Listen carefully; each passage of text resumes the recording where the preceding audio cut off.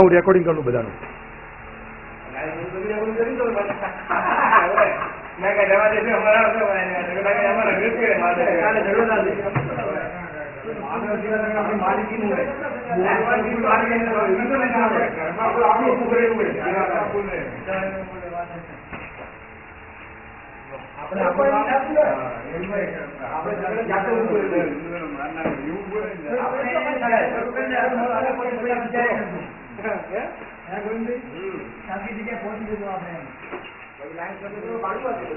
વિપુલભાઈ, આ માનવ સેવા સંગઠનનું કાર્ય ચાલી રહ્યું છે, સેવા કાર્ય, એના વિશે તમારે શું કેવું છે? માનવ સેવા સંગઠનના કાર્ય વિશે તો કહીએ તો કઈ પૂરું જ ના પડે. હા, પણ બધું મૌન રહીને જે કરવામાં મજા છે એ જાહેરાત કરીને કરવામાં નથી. આ તમે જે કીટ પહોંચાડી છો, કઈ રીતે પહોંચાડવાની તમારી વ્યવસ્થા છે? આપણી કીટ જે બાળકોના ચોપડાઓ તણાઈ ગયા છે અથવા ખરાબ થઈ ગયા છે એમને હાથોહાથ પહોંચશે અને આપણે જાતે જઈને એનું વિતરણ કરીશું ને જે જરૂરિયાતમંદ છે એને જ પહોંચશે. આ કીટમાં તમે શેનો સમાવેશ કરેલો છે? આ દરેકે દરેક કીટમાં 4 ચોપડા છે, 5 પેન્સિલ છે, રબર છે, સંતો છે, ફૂટપટ્ટી છે. એની પૂરી કીટ બનાવી જરૂરિયાતમંદ બાળકોને આપી. તમે અંદાજે કેટલી કીટનું વિતરણ કરવાના છો? હાલ પહેલા તબક્કામાં લગભગ 1000 કીટનું વિતરણ થશે અને પછી આપણો વિચાર છે કે બીજી 1000 કીટ બનાવીને આપણે વધારે પહોંચાડીએ. ટોટલ આપણો અત્યારથી ટાર્ગેટ છે 2000 કીટ. આ કીટ બનાવવાનો અંદાજે ખર્ચ કેટલો આવી શકે છે?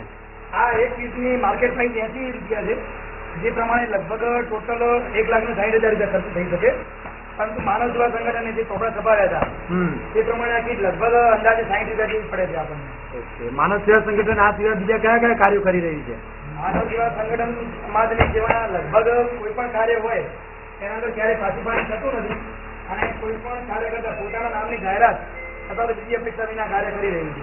તો બીજા લોકો પૂરગ્રસ્તની બીજી રાહત કરી રહ્યા છે, તમને આ વિદ્યાર્થીઓને મદદ કરવાનો વિચાર ક્યાંથી આવેલો?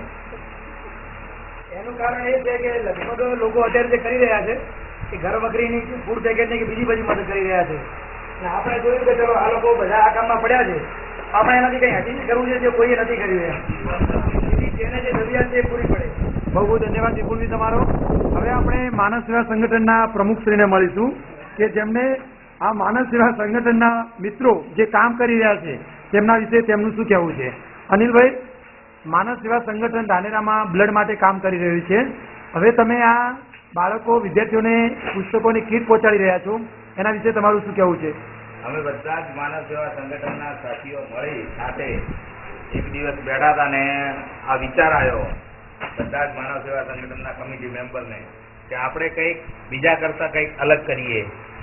લોકો જમવાની કરિયાણાની કીટો આપે છે, આપણે વિદ્યાર્થીઓ તરફ માનવ સેવા સંગઠને ધ્યાન આપ્યું છે અને માનવ સેવા સંગઠન વિદ્યાર્થીઓને ફ્રીમાં શિક્ષણમાં ફ્રીમાં કીટ આપે છે.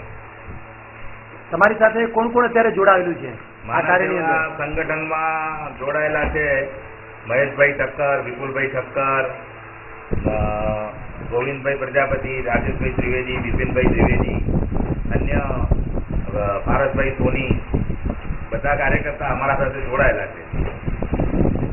બહુ બહુ ધન્યવાદ અનિલભાઈ તમારો. માનવ સેવા સંગઠન આ જ રીતે સેવાનું કાર્ય કરતું રહે એવી આપણે આશા રાખીએ છીએ. માનવ સેવા સંગઠનનો બહુ બહુ આભાર.